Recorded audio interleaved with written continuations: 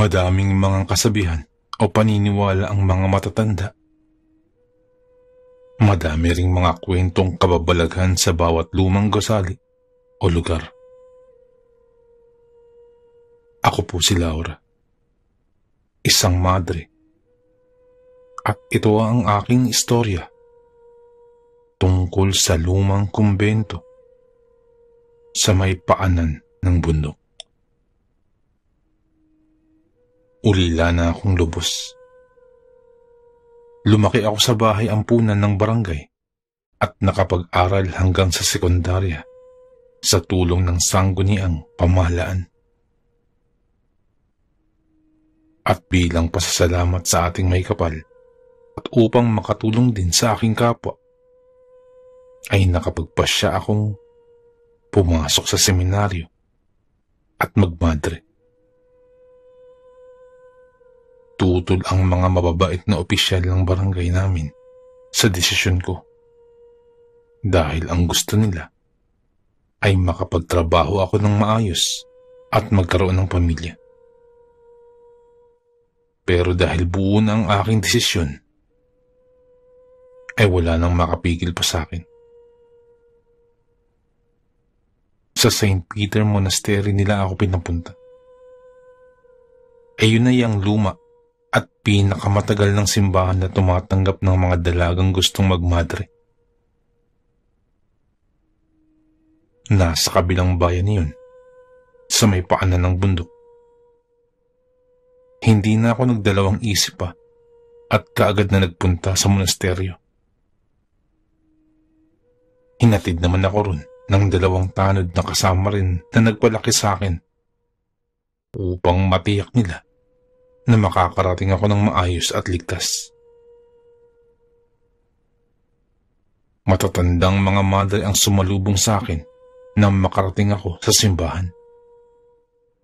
Ipinaliwanag nila sa akin ang mga patakaran at mga kailangan kong gamit habang papunta kami sa aking magiging silid.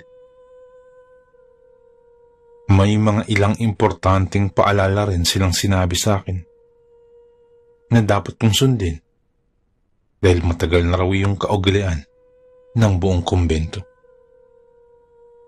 Pero lahat ng iyon ay hindi ko maunawaan. Bawal na kaming lumabas ng aming silid pagpatak ng 6:00 ng gabi. Bawal buksan ang pintuan kahit anong ingay ang marinig mula sa labas. Higit sa lahat, ay mahigpit na ipinagbabawal ang pumunta sa basement at sa kaliwang torin ng simbahan kung saan naroroon ang malaking lumang kampana. Wala na akong ibang magagawa pa kung hindi ang sumunod. Kaya naman, kahit gustong-gusto ko nang lumabas at tingnan kung ano ang nangyayari sa labas, ay hindi ko na magawa. Noong unang gabi ko sa kumbento, ay may mga kakaibang ingay akong naririnig mula sa labas. May mga sigaw ng babae at mga tunog ng kadenang tumatama sa sahig ang umaalingaw-ngaw mula sa labas. Hindi ako nakatulog dahil sa ingay, pagtataka at takot. Nagtagal yun ng halos 1 linggo. Wala naman akong mapagtanungan dahil natatakot ako sa maaari kong matanggap na sagot. Pero hindi ko na talaga kaya pa na magtiis ng antok dahil wala pa talaga akong maayos na tulog.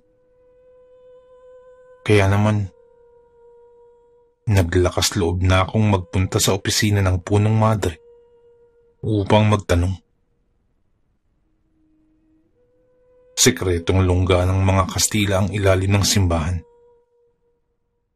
Ginawang pananggalan ng mga dayuhan ang mga madre at pare upang hindi maahalata na nagtatago pala ang mga ito sa basement.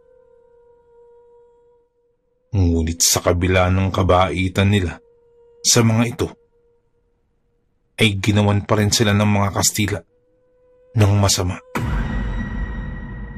Pinagsamantalahan ng mga ito ang mga madre at marahas na inangkin ang lahat ng pagkain ng simbahan.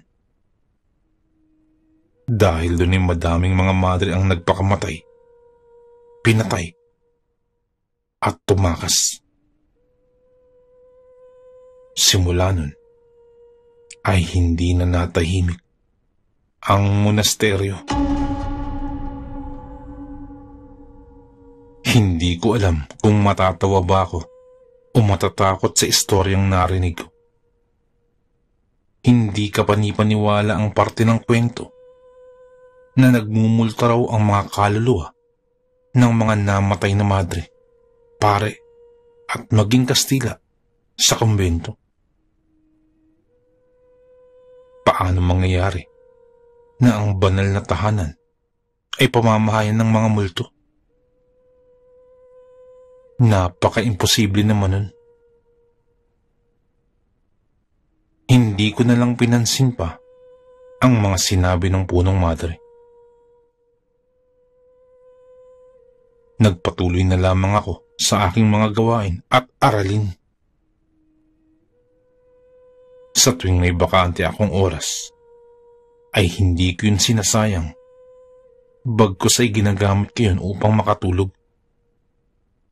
Kung hindi ako makatulog sa gabi, ay gagawa na lamang ako ng paraan upang makatulog.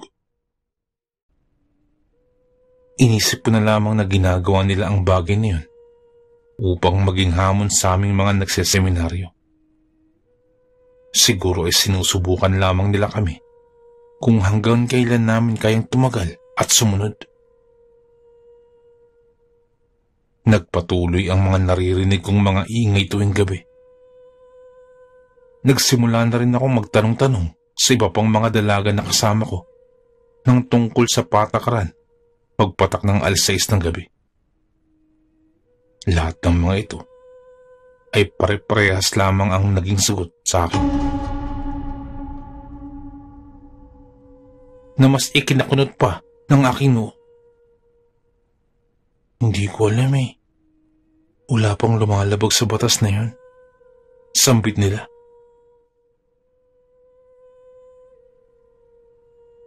Wala pang lumabas at sumaway sa patakaran. Lahat sila ay walang alam tungkol sa ingay na gumagambala sa buong simbahan. Maging ang mga nakapagtapos na ng seminaryo ay wala ring nalalaman.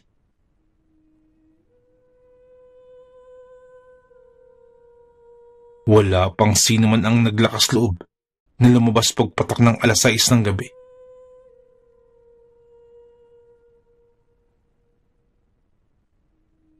Dahil sa nakalap kong impormasyon, ay nagdesisyon ako na maging kauna-unahang dalaga na lumabag sa batas ng kumbento.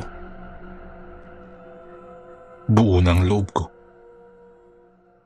Dahil pinangibabawan na ako ng aking pagiging mausisa at pananabik.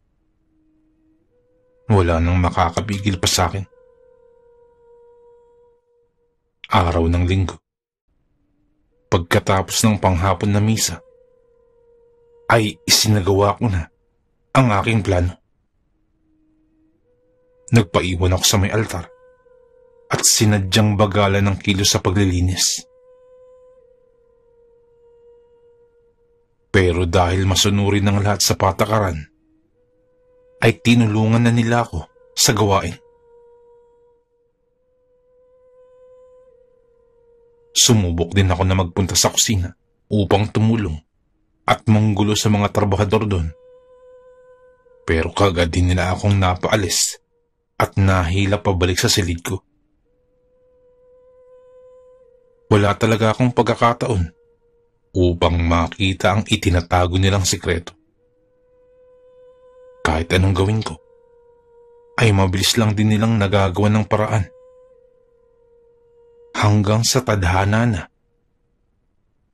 ang gumawa ng paraan. kada 2 linggo ay maaari kaming umuwi at lumabas ng monasteryo.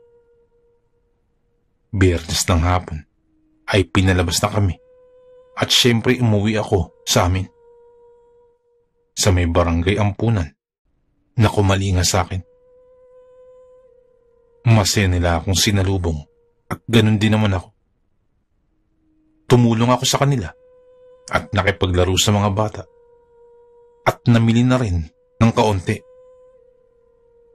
para na rin sa pagbalik ko sa kumbento. Linggo kami pinapabalik ng simbahan at dahil sa malayo at hindi ko napansin ang oras ay ginabi na ako ng dating. Napahinto ako sa harap ng malaki nitong gate nang makababa ako ng tricycle. Parang nag-iba ang monasteryo. Siguro ay dahil gabi na at hindi ko pa ito ganong napagmamasdan pag ganitong oras. Ngunit napag-isip-isip ko na para itong malaking haunted house. Hindi ko na lamang pinansin pa ang paligid at nagpatuloy na ako papasok ng gate. Ngunit sa hindi maipaliwanag na pagkakataon, ay bigla na lamang akong binalot ng kakaibang kaba at maging ng takot. Lalo na nang hawakan ko ang seradura ng pintuan. Kasabay nun ay ang pag-ihip ng hangin at ang pag-alulong ng aso mula sa di kalayuan. Huminga muna ako ng malalim bago ko buksan ang pintuan at pumasok sa loob. Kinilabutan naman ako nang makita akong aisle at ang walang laman na mga upuan. Madilim ang paligid dahil ang tanging ilaw na lamang na nakabukas ay ang malamlam na bumbilya na nakalagay sa may krus sa harapan. Nag-sign of the cross muna ako at yumuko bilang paggalang bago ako muling maglakad papunta sa kaliwang pasilyo. Mahaba ang pasilyo na kumukonekto sa dormitoryo kung saan tumutuloy ang mga katulad kong nagseseminaryo. Ito ay may 3 palapag at nasa pangalawa ang aking silid. Wala akong nakitang kahit na isang tao sa hallway. Marahil ay nakaayon din ito sa batas na bawal lumabas pagpatak ng 6:00. Mag-aalas 7 na. Nang dumating ako, kaya naman tiyak ay nagpapahinga na ang lahat.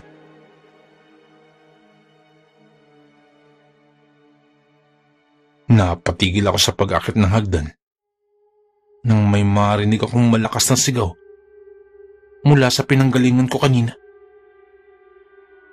Boses yun ng isang babae at kasunod ng mga boses ng mga lalaki ay ang lengguwaheng hindi ko maintindihan. Dahan-dahan akong humakbang pabalik upang silipin kung ano nang nangyayari. Pero napakunot noon na lamang ako sapagkat wala akong makitang kahit na sino sa mahabang pasilyo.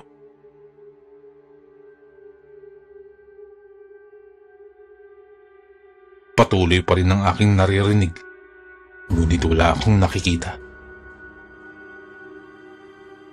Napatango at napangiti naman ako ng mapait, lalo na nang mapagtanto ko na baka niloloko lamang kami ng mga madre. Tumingin ako sa itaas at naghahanap ng mga speaker na maaaring panggalingan ng mga ingay. Pero wala akong nakita. At ang mas nagpagulo pa sa aking isipan ay ang katotohanan na luma na at nabubuhay sa makalumang paraan ang buong kumbento, kaya naman imposibleng magkaroon ng mga makabagong kagamitan.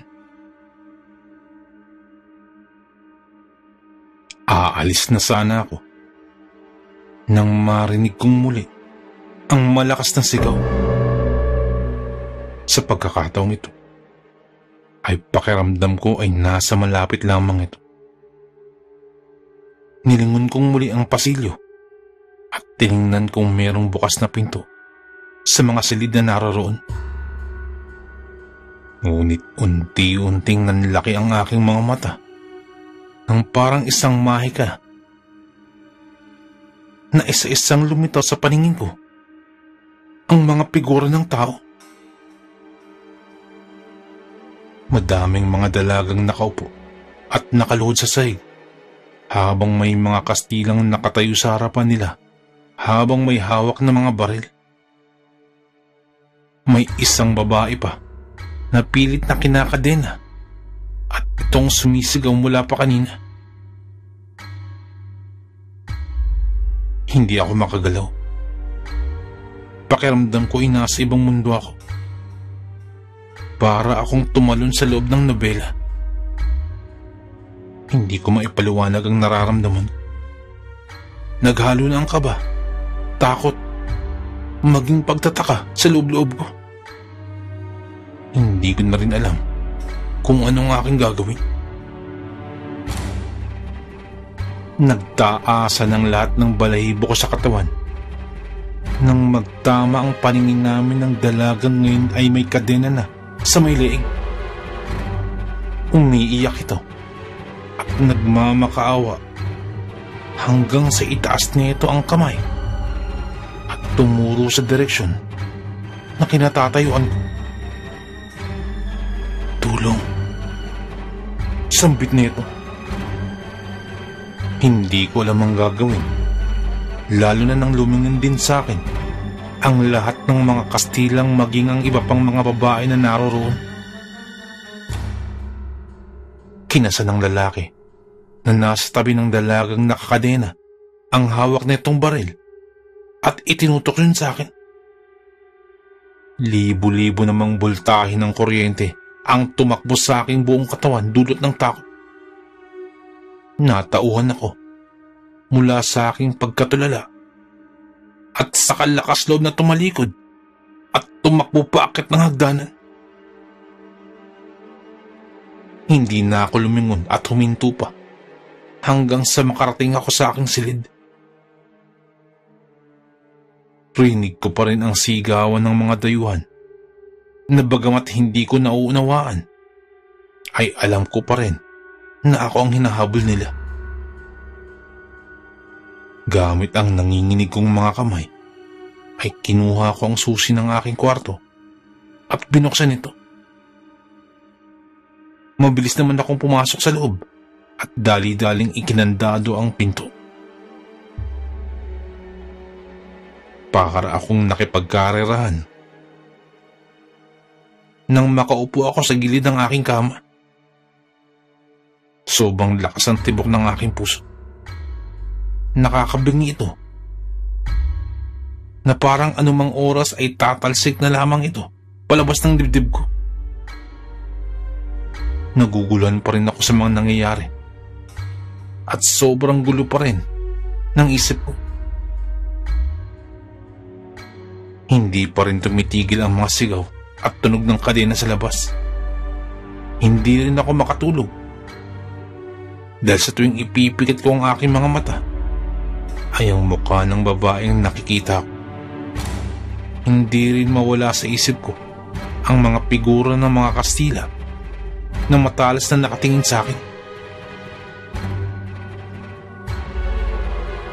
Nakakatakot. Hindi ko na namalayan pa ang oras. Nakaupo lamang ako sa may sulok sa gilid ng aking kama, sa may sahig. Akap-akap kong aking mga tuhod habang marahang inuugoy ang aking sarili. Tamad at malumbay akong kumilos. Naligo ako at nagsuot ng puti at mahahaba ang manggas. Pagkatapos ay lumabas din ako ng aking silid upang magtungo sa dining hall kung saan sabay-sabay na kumakain ang lahat. Tahimik ang lahat at tanging mga tunog lamang ng mga kubyertos at pinggan ang maririnig. Walang nangangahas na magsalita at kumilos ng mali. Lahat ay kalkulado at disiplinado. Tanging ako lang mangyata ang nasa tamang pag-iisip na nakakapansin ng lahat. Hindi pa doon natapos ang nakakakilabot kong karanasan sa monasteryo. Dahil simula nung nasaksihan ko ang krimen ng mga Kastila sa may pasilyo na naganap pa noon, ay hindi na rin ako natahimik. May kumakatok na sa may pintuan ng aking silid na para bang may gustong pumasok. Naririnig ko rin ang boses ng mga dayuhan na sumisigaw na parang may hinahanap. Hindi ko man maintindihan ang kanilang wika, ay alam kong ako ang kanilang hanap. Gabi-gabi na akong kinakatok at ginagambala ng mga kaluluwang hindi matahimik.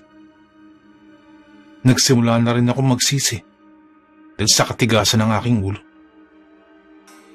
Nakinig sana ako at hindi na hinayaan pang umiral ang aking pagiging mausisa. Wala sana akong problema ngayon. Tama nga ang kasabihan.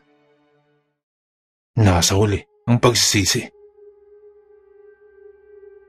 Pero bakit hindi pa sila matahimik? Templo ito ng may likha.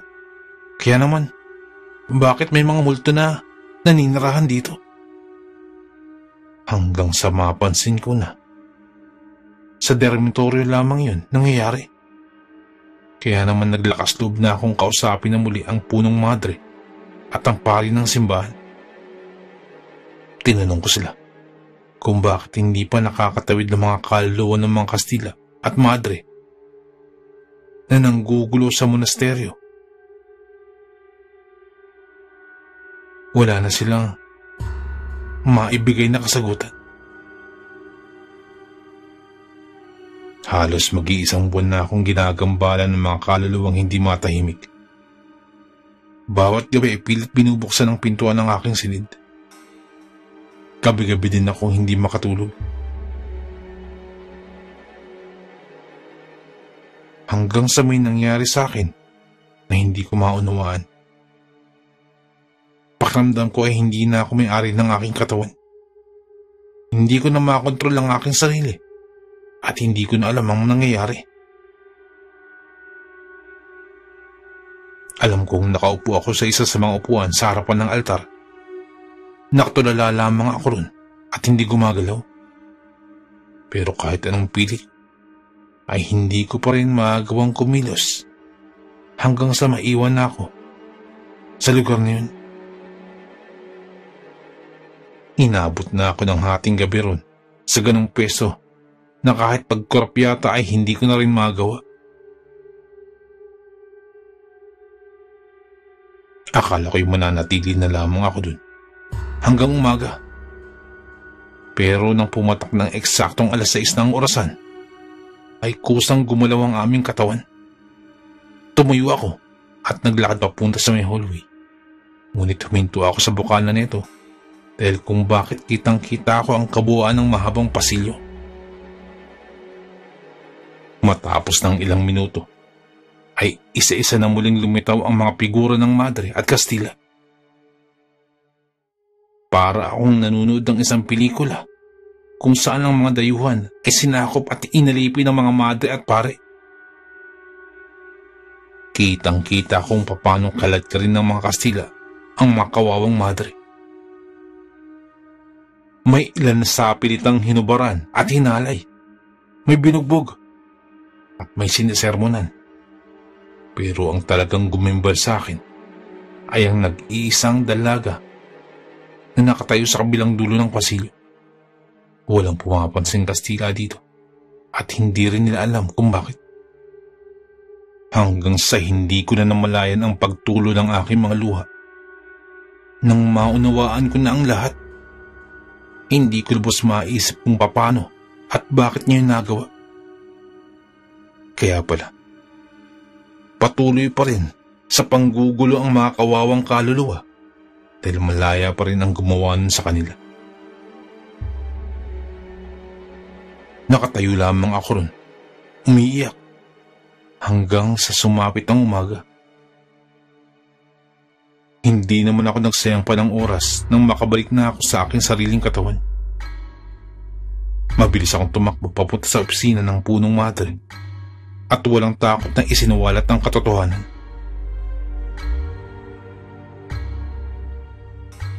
Hindi siya karapat-dapat na maging punong madre. Paano yan nagawang ilaglag ang kasama niyang madre at pari noon?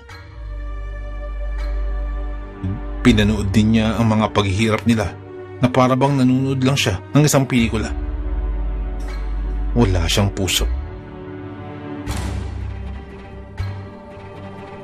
Gulat at hinanakit ang naging tugon sa akin ng punong madre nang isinawalat ko sa kanyang lahat. Hindi rin niya napigilan na mapaiyak at humingi ng tawad habang inaamin ang lahat ng kanyang maling ginawa noon. Sa loob ng halos 7 dekada na paghihirap ng mga kaluluwa, ngayon ay natuldukan na ito.